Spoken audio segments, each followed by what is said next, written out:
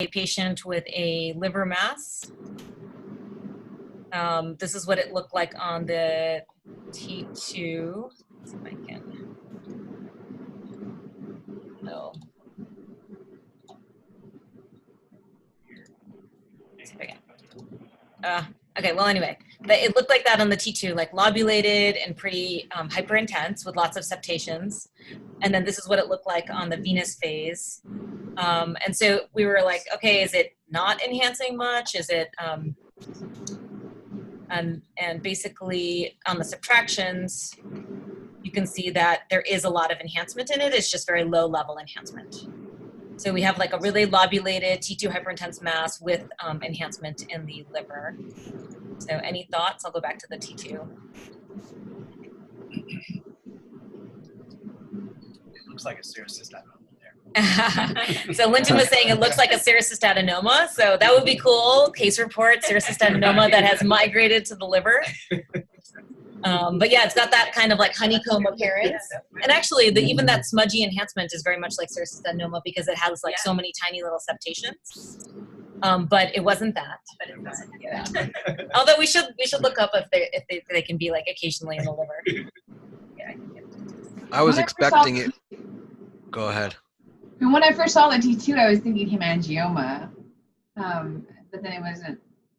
Yeah. Still in that's what I was going to say. I was expecting it to enhance something like an atypical hemangioma, but then the enhancement is not real convincing for anything like a hemangioma.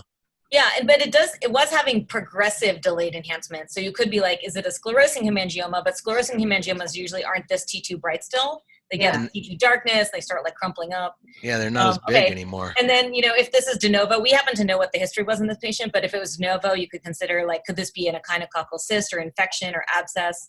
But the borders were pretty sharp and there wasn't a hyperemia around it. Does the patient have a primary cancer? They do, yeah. Like a mucinous. Yeah, exactly. So this is a mucinous liver met. So mucinous met to the liver. Mucinous colon cancer met to the liver. So just to show you how T2 bright they are, they like other colon cancer mets will demonstrate delayed enhancement, and not to consider like MCN or IPNB. So MCN should have a capsule, so it should not have this lobulated border because that just like the MCN versus IPM, serous cystadenoma in the pancreas, the MCN has the capsule with ovarian stroma in it, so it should not have this lobulated border. And then also it's usually more common in the left lobe and in women. Because just like MCNs are more common in the tail of the pancreas, because embryologically where the ovary is related to the liver and the pancreas. And then IPNB is like usually a dilation of the duct with like fronds within it. So this doesn't look like an expanded duct. What's IPNB again? It's like the IPMN of the liver, so intraductal capillary neoplasm of the bile duct. But it look just like an intrahepatic cholangio. So those are usually like retrospective diagnoses. Gotcha. We were just thinking that it's unusual that it's solitary and so big to be a metastasis. Yeah, it's biopsy proven, and actually it's been growing. So usually colon cancer mets respond well to chemo, but sorry, what was I distracted a little bit? Type doesn't respond to chemo. Oh yeah. So we were thinking that the reason the thing is growing is that the oncologists were saying these mucinous types cannot respond as well to like FOLFOX and stuff.